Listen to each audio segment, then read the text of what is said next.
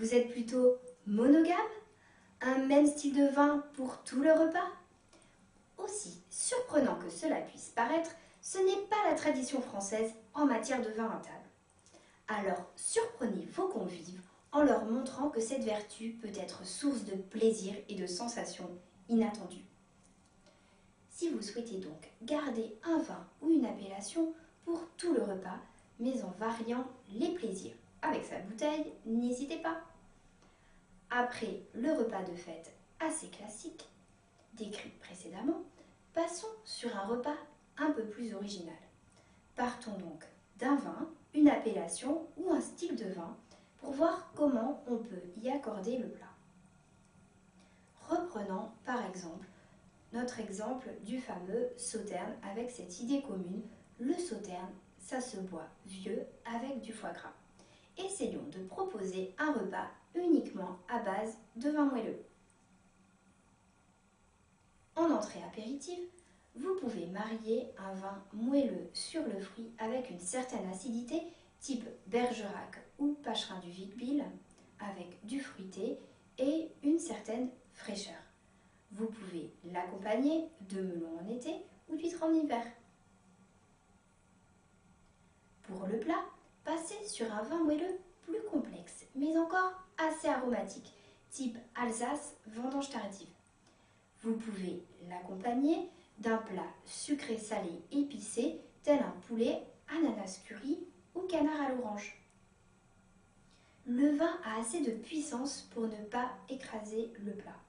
Des similitudes aromatiques de notes d'agrumes ou d'ananas se retrouveront subtilement. Sur le plan des complémentarités, le sucre du vin adoucira les épices du plat.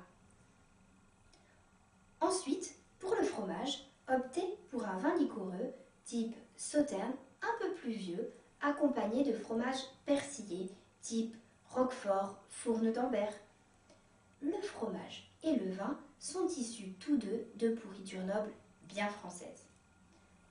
Le vin adoucit le fromage et le fromage apporte de l'équilibre et du caractère au vin.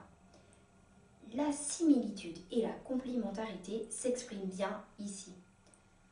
De même, le plat et le vin sont très expressifs. Pour le dessert, personnellement, je terminerai par un vieux vin liquoreux seul d'un grand millésime, exprimant une belle concentration en sucre, une liqueur fine et des arômes d'agrumes confits, type vieux sauterne ou bonzo, quart de chaume. Seul, vous pouvez également terminer sur un vin de liqueur type Banyuls.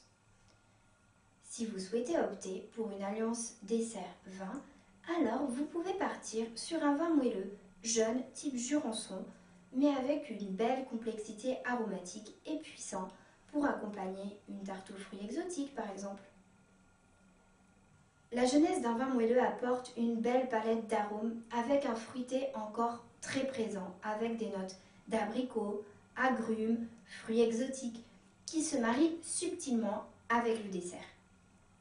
De même, sur une grande année jeune, il aura une structure et une puissance qui pourront facilement accompagner le gâteau.